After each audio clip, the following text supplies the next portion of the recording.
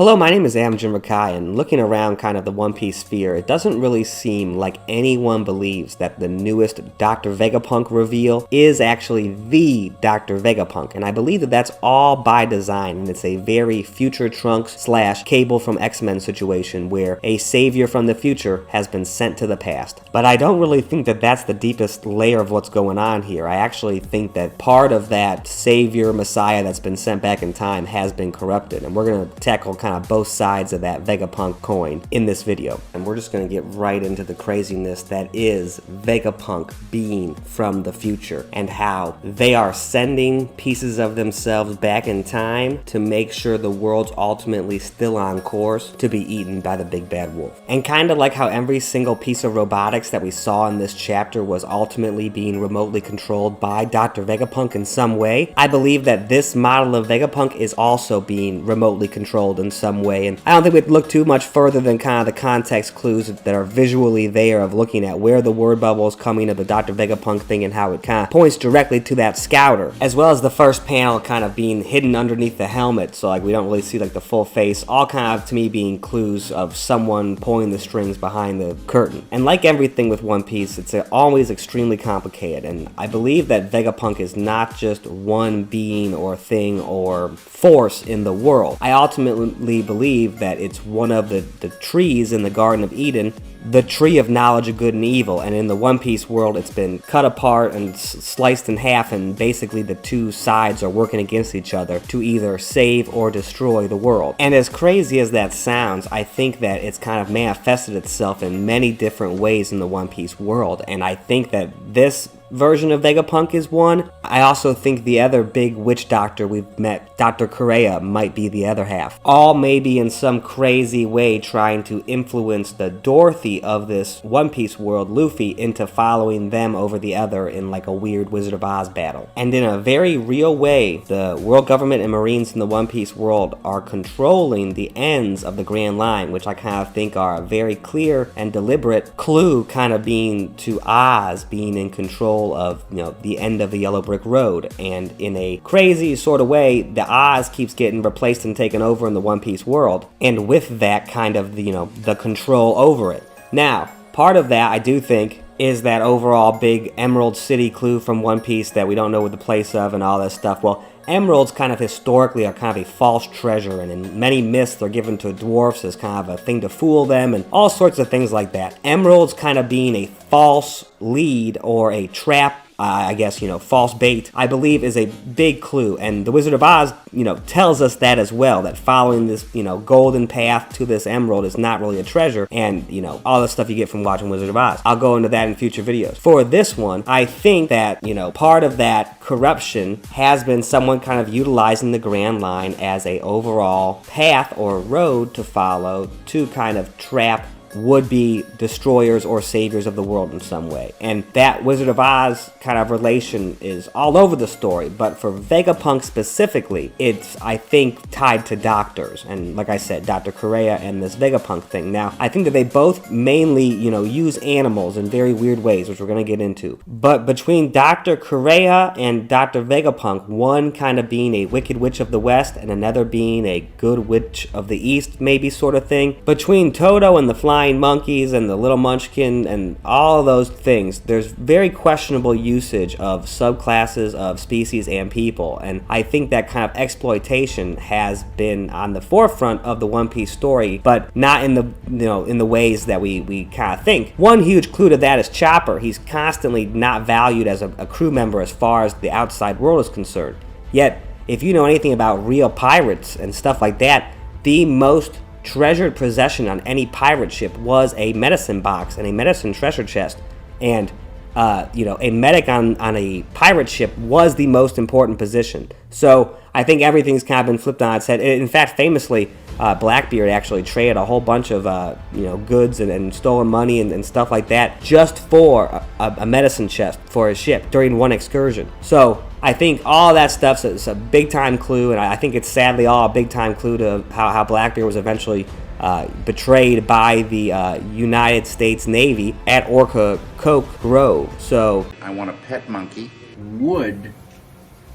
Wood is such a blessing for humanity.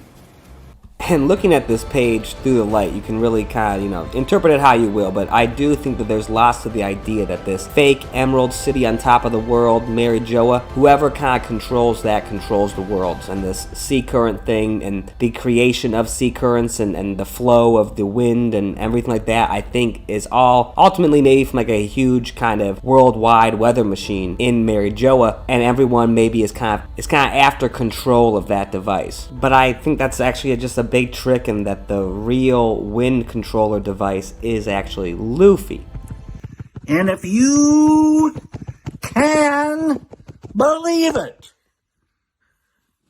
it's a Friday once again. And let's just get into why I think that there might be a lot to the idea that CUREha and Dr. Vegapunk are perfect solar opposites of each other, kind of constantly in rotation and gravity of each other, like the moon and sun. And I guess there's probably no better place to start than what's always between the moon and sun, which I guess is something I kind of call bird clouds. And before I lose you, see this picture of Vegapunk here, and then see the first ever panel that we meet CUREha in, Dr. CUREha in, both being doctors. But you see how they both have perfectly opposite bird clouds next to their mouth, exhaling? And I mention that not only because in this chapter we get reverse wind swirls meeting each other in the clouds for the first time so prominently, I think maybe ever in the manga, but also because the very first time kind of that Vegapunk's mentioned to Luffy, you can see how the clouds in the background actually shape themselves to kind of becoming and pointing towards Luffy. Just like how Moria was wanting Luffy for Luffy's shadow for Orz's body, I believe that the Wizard of Oz has been hunting Luffy in some form, and this whole Vegapunk thing is one version of it. Now, I think this is kind of one of those clues where I would put it in the dope category for it. It's like one of those so obvious once we realize it and we feel dumb afterwards. But CUREha's jacket is purple, and I'm guessing here that Vegapunk's jacket might be purple. And there's a very prominent time traveler that anime fans may be familiar with, named Trunks, and I believe that Trunks, the son of Vegeta, is an extremely relevant parallel to Vegapunk and his multiple Terminator seedlings, because sadly the parallels do not even come close to stopping there. And they all kind of revolve around the idea that since the dawn of mankind, technology has kind of been centered around animals and horsepower fueling the underground of the One Piece world is what we're going to touch on at the end of this video. But to start with, just this idea that every single piece of technology that we see in this chapter from Vegapunk and from Eggland Island or whatever is in the shape of an animal. And I believe that's all kind of a reference to the first ever technology kind of being the plow, which was pulled by cows or bulls or horses and basically paved the way for something to be used for humans. Animals being used to plow the land and farmland made it usable to farm for humans, and that was kind of the first form of technology. And I believe that Oda's kind of playing with the idea that no matter how futuristic this technology has gotten, at the end of the day it's still something dealing with things being used to make the load easier for other things, the thing using that tool essentially. And I think in the One Piece world that's very tricky, and it's gotten flipped on its head. And a big clue to that, I think, is the very first time Pluton's mentioned, Crocodile kind of describes it as being whatever the most advanced weapon at the time is. And I believe that in a way, corrupting and kind of influencing another individual human to do your bidding for you would be the most advanced form of weaponry in any time period. And that basis has been the bottom layer of the One Piece world, and then everything kind of works to get those human weapons to do basically what destiny has decided for them. But before we get to all this stuff, let's get to how this version of Dr. Vegapunk that we meet here is essentially a future Trunks version of CUREha. And I say version, but probably a better word would be model, like model Nika. Kind of like how this picture here, I've gotten a lot of nice comments and encouragement about this Hebe Lit method of kind of using light to look at a manga page and look through it at both sides and kind of combine the two to look at future clues for the story. And this page from Drum Island might be one of the biggest clues I've ever found, especially when it comes to Nika and its true connections to the moon. In this manga panel that came out over 20 years ago, printed over 20 years ago, we look through the light at it and we see Luffy perfectly enclosed by the moon, almost with an arrow in his forehead, pointing at this sleigh type thing, which a sleigh, Santa's sleigh, is a huge example of animal power and workforce being used for something ultimately for humans, combined with some magic, obviously. But the Nika ties get even crazier, because when we look closely at the back of the head of the person sitting in this sleigh, being pulled by some sort of a reindeer, the back of the head is the same exact shape and flames of hair or whatever as the Nika silhouette, this sort of laughing jackal type face with its tongue sticking out. And I can't help but thinking that this Saint NIKAclaws might all be a thinly veiled reference to Professor Quirrell and Voldemort from the first Harry Potter book, having Voldemort living underneath the hat behind someone, which is what I actually think is going on with the straw hat in some form.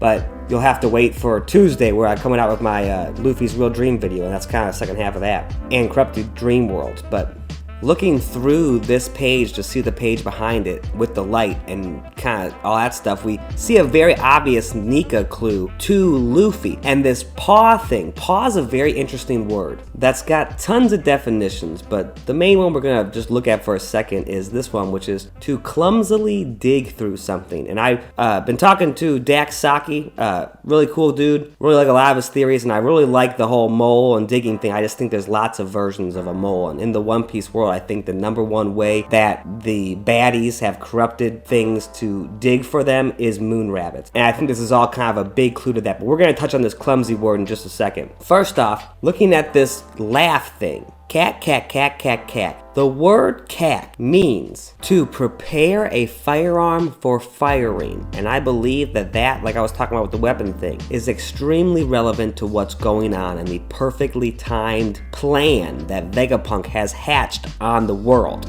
And this chapter is just crazy with clues, with even this Egghead Island thing. Now, ultimately, eggs are kind of a symbol for the future. Every single egg kind of brings the symbology of eventually hatching. So, to me, this whole thing kind of being a clue to Tomorrowland or Future World or whatever is inherently kind of built into the idea that it's Egghead. It also makes me think of Dr. Robotnik from Sonic. But we look at this Egghead place through the shadows or whatever, and it really does look like a giant mouth, waiting to eat something. And this Dr. Vegapunk version 2.0 or whatever even mentions that, "Save pirates, I haven't saved you. You've kind of fallen right into my trap." And I believe that that's on global, universal scale happening in the One Piece world since the beginning. For everyone not named Gold D. Roger, the Pirate King, and chasing that title has meant certain death and failure and all that stuff, and, well, I guess that does kind of count for Roger too with the death part, but to me I think there's a lot to the idea that that goal is put into the One Piece world to kind of draw people that might actually try to change the actual core of the One Piece world, that this other goal is kind of put in there to distract them in a way maybe. But I think Vegapunk's something else that we're going to talk about at the end of this video. Coming back to this idea that this Dr. Vegapunk is actually back from the future, is actually the Back to the Future movies. This jacket here, shout out to my wife, Mrs. Jinbakai, who pointed this out to me, looks like there's something going on with her arms here at the very least. There's, they look either she's a long arm tribe person, or they're extra stretchy or something like that, or it's the jacket that Marty McFly gets in Back to the Future 2, where it like perfectly sizes to your body when you press the button. I think that might kind of be here, and just kind of ultimately being a clue to being futuristic. She's even got these boot-looking things here that I really wonder, and I'm going to go out on a limb here and say they are 100% hover boots, all kind of cluing in my opinion, to this reference to Back to the Future. Now, another thing like that is that it sounds like, according to the scans and stuff, that it's talking in some sort of manner that would be appropriate for an old man to speak in. And I believe that's because through this radio device in her ear, it's probably someone much older like we imagine for Vegapunk, like the Doc Brown from Back to the Future. So let's just go with for a second that whatever's going on here and whatever is going on with Vegapunk here and Dr. Vegapunk, that they are from the future, like all the stuff suggests, and like all the texts and panels have suggested about how Vegapunk's technology is so advanced, it's like it's from 500 years in the future. Well, I do think that is really what's going on here, and that somehow Vegapunk is, a reverse Toki, and that she has been sent from the past, or from the future to the past, to save the world, at least on the surface, but I really think that that's not really the case. Obviously, just from the name Vegapunk, it is the mashup of two different words. And in this chapter, every time we see some sort of a Vegapunk logo, it seems to be colored in half and half dark and half light. I think all kind of referencing two different parts of, the same whole. Basically two sides of the same coin, maybe. And I think ultimately what it is it's the tree of knowledge of good and evil. And it's one side's the, good part and one side's the evil part.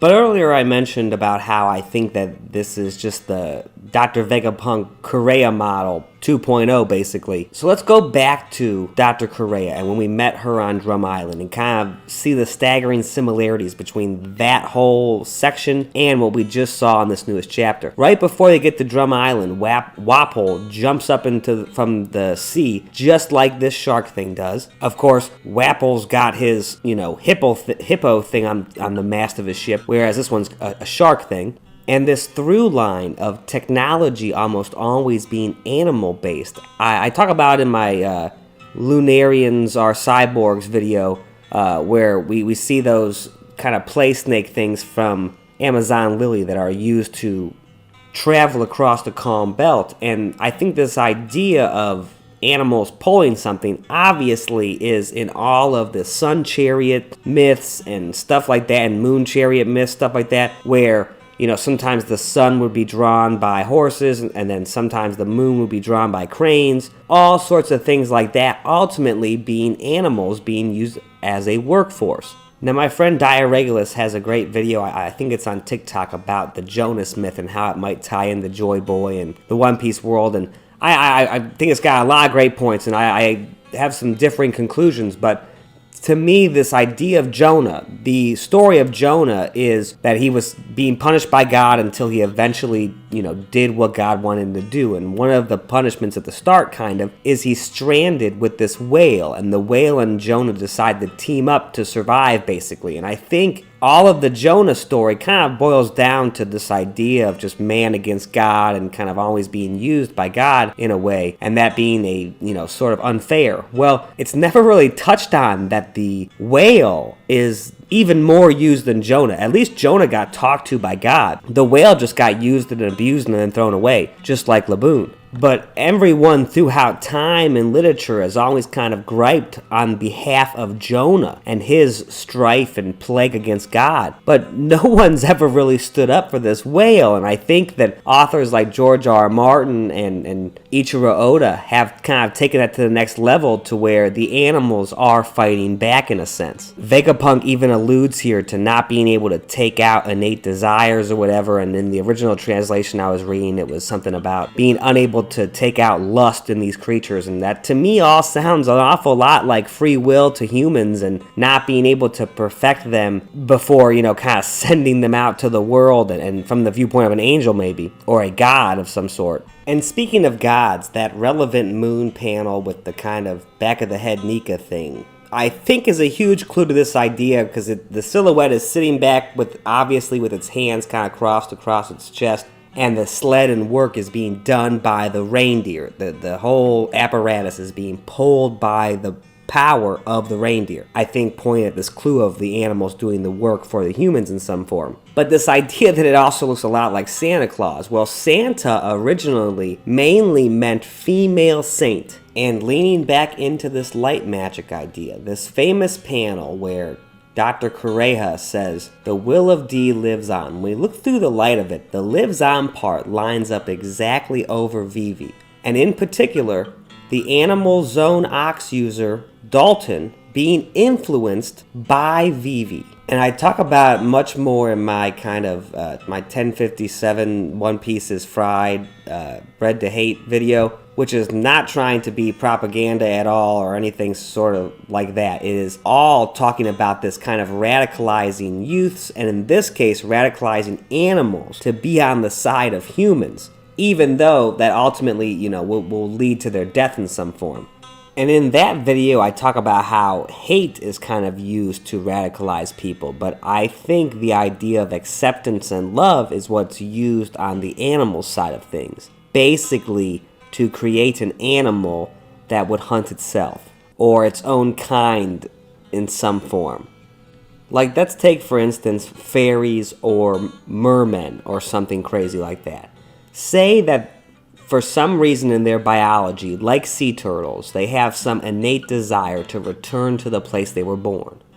Well, what if, knowing that, some scientists in the One Piece world has set a trap where they have basically taken a hatchling from that place and are following it to get to that place, that birthplace.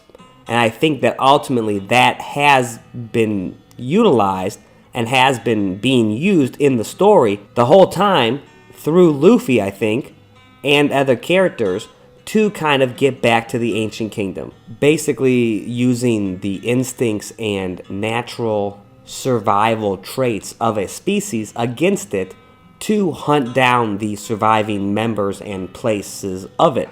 And one very real form of that, I think, is Luffy being used to hunt down the remains of the Chicken Wing or the Birdman Kingdom, which I'm guessing was not so ancient in function and appearance as we have been led to believe, but was actually maybe like a Atlantis or a pseudo-Atlantis that was an extremely futuristic society that was farly advanced, much past where the rest of the One Piece world was, but maybe either due to its own arrogance or obviously outside world government interference has been kind of, wiped out and erased. Maybe, very similar to our real life world Atlantis myths.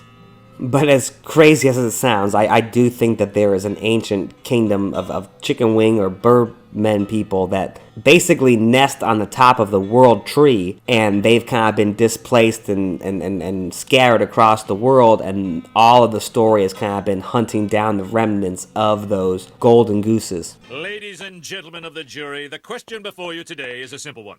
Besides pointing to traditional fossil forms, or DNA polymorphisms, or tonsils, or domesticated animals, or gene sequences, or male nipples, or common sense, how does one prove evolution? Maybe one can't. And I think a huge major clue to this bird kingdom thing in this chapter, outside of all the bird clouds and everything like that I failed to mention earlier, is this Hibari character. Hibari means lark or skylark, the type of bird. So I think it's all kind of pointing to this ancient bird wing kingdom, or the bird arm tribe, or wing arm tribe, something along those lines. And if you want to hear a really crazy take for free, for watching this video as a thanks of mine, I am pretty sure this Hibari character may be some relation to a and maybe something like his daughter, and the reason she likes Kobe so much is because, he stood up to her father in a very real way. But I don't think that is ultimately what is going on here. So first we're going to touch on real quickly what's probably going to happen coming up, and then I'm going to touch on some really kind of crazy underneath the surface secret One Piece world stuff, so we'll need to put on our tinfoil hat so our brains don't get fried. I'll try to give a sufficient warning when the time's at hand. First, to end all the future trunk stuff kind of on a clean note, I've been mentioning for weeks now and videos now that I do think that the One Piece has kind of transforming and transitioning into the Fusion and Dragon Ball Z Endgame section, and I do believe that Vegapunk being a overall kind of gateway into the world of fusion and devil fruit fusion and all sorts of crazy things along those lines is extremely possible. I believe that we're basically entering the androids and Cell saga of Dragon Ball Z, and that is what we're about to get here with all this stuff. And I think Vegapunk's going to basically battle the Straw Hats here. And I think it'll be more of a brief skirmish, very, very akin to the whole Wapol meeting before Drum Island, with how short that battle was before the kind of start of the main arc. Because ultimately I do kind of think that Vegapunk is working to make sure that the new dawn of the world does not arrive. Now, I'll get to why I think that ultimately is at the end of this video. But for right now, we kind of looking at through the lens of Vegapunk's working for the world government and the Marines, and they are working to oppress pirates and ultimately Luffy and his quest to attain world freedom. Going along with this idea that Vegapunk may be connected to Dr. CUREha. Well, Cure, K-U-R-E, cure, in Japanese actually means dusk and year end, and I think all kind of ties into the clue that to have it be dawn, you need for it to be nighttime first. And I think there's lots of misconceptions in the One Piece world, including what's going on. I think that Emu is ultimately the sun god, and Enos Lobby being all daylight all the time, I think is a big clue to that. The idea that the nighttime has not started yet, I think could be possible, but I think conversely also possible the One Piece world may be stuck in sort of an endless night dream world sort of situation, and that's what we're going to be getting into right now. You'll have to check out my mega retrospective review analysis things on One Piece to kind of see more exacting detail about this belief power thing. But I believe that lots of the One Piece world kind of functions on belief power, and Luffy is constantly boosted by, essentially spirit bombs of belief sent by people's ideas and thoughts and dreams. And I think in a very real way to the majority of the One Piece world that we've been shown, which seem to be kind of scummy world government kings and queens and people who lust after power and all sorts of stuff like that. To them, someone like Luffy, a liberator like Monkey D. Luffy, would kind of ultimately be their nightmare. The biggest nightmare they could possibly imagine is someone and something like Luffy and his cause and the change and revolution that he creates. And this is gonna sound super stupid, but in a world powered by belief and with all of these animal things that we've seen, one of the biggest kind of forms of animal power that's still in use today is in engines, and the idea that we still measure in horsepower, that we still measure the strength of engines in horsepower. I believe in the One Piece world there's kind of a Monsters Inc. nightmare situation going on, and that nightmare fuel is horsepower for the One Piece world and the powers that be. They essentially use that terror and negative feelings and nightmare horsepower to generate, control and a birdcage type thing over the One Piece world to kind of maintain a status quo. Or at least that's what one aspect or one side of the Vegapunk tree thing is kind of doing. Because I do, the last few years especially, every time I hear Vegapunk, I can't help but think like Vegapunk, Vegeta. I just keep thinking it like that, like vegetable, Vegapunk, all that kind of stuff. And I keep thinking of like a celery head thing. Or maybe an onion stalk. Onions are kind of a peculiar vegetable because even after being plucked and pulled or whatever, if you've ever kept an onion for like a long time and not eaten it, it actually starts growing bulbs out of it, even though it's no longer living technically. It kind of becomes a seed even though it's still edible.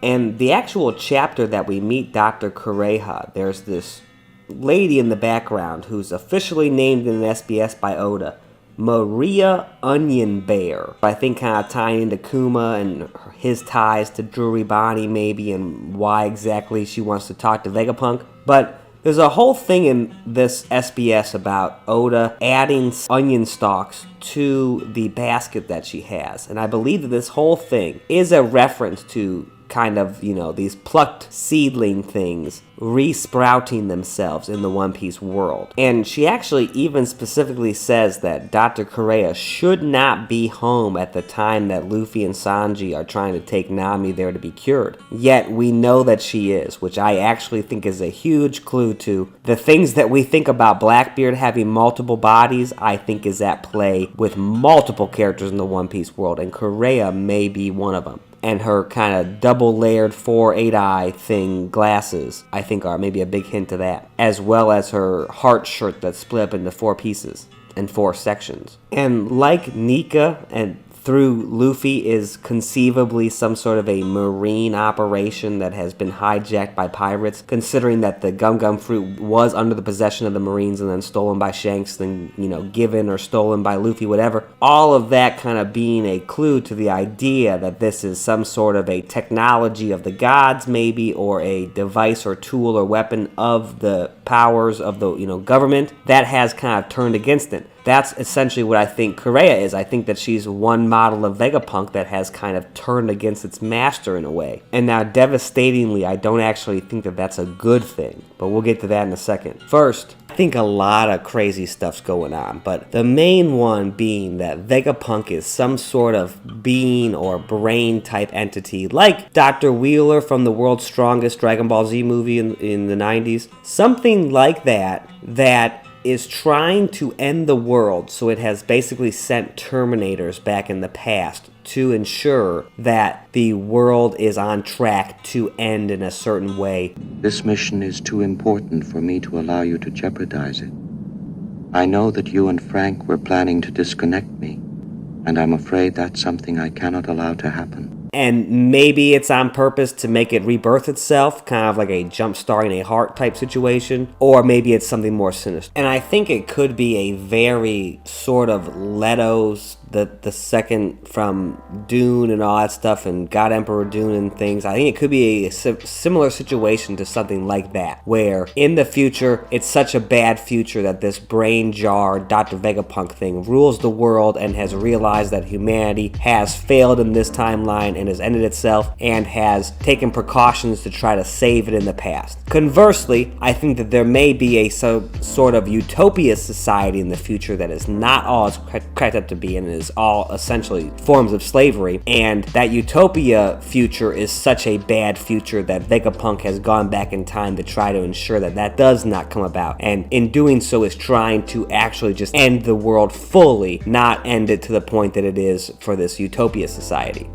And then I think that the last kind of valid option along these lines of, coming back from the future type of thing, is that this brain jar, Dr. Geppetto, Dr. Vegapunk thing wants to remain in power, and to do so needs to make sure that the past keeps going a certain direction and continues along a certain cycle, which is this creator god, revolution god Luffy constantly kind of, falling into a trap and rebirthing itself and then doing it again and again and again and again.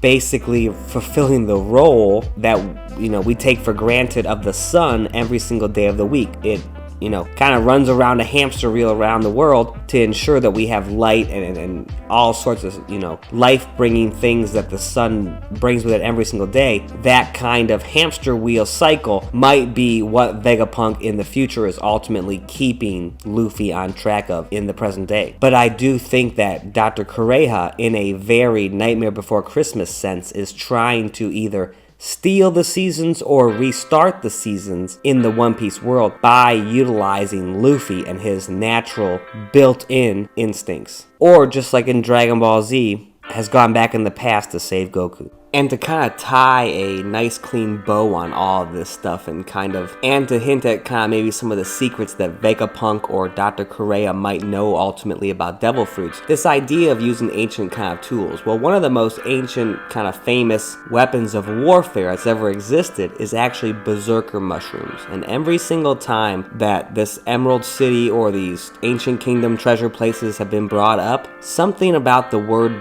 Berserk is mentioned. When the Emerald City is mentioned around in Jaya before Skypiea by Bellamy, he also mentions going berserk. When Frankie blows up the Bluton blueprints, he talks about it going berserk. And then we also see Dr. CUREha very prominently shown when Chopper is kind of going berserk in his Monster Point during the Enos Lobby fight. And at this point, you might be asking yourself if destiny is controlled by mankind or some sort of transcendental entity instead. And that I'm going to answer for you in a video coming out around Halloween that's going to really blow your mind about Robin, O'Hara, and the idea of evil. Because ultimately, I do think in One Piece, there's a very berserk type situation of using emotions and characters' wills to cause them to go berserk, to set things in motion that are good and bad and ultimately cause a destruction and rebirth cycle in the One Piece world. And though I think that the Straw Hats have been kind of following that path and course of action this entire time in the story, I think unlike every single previous generation of One Piece, this time the ending will not go according to the God Hand's plan.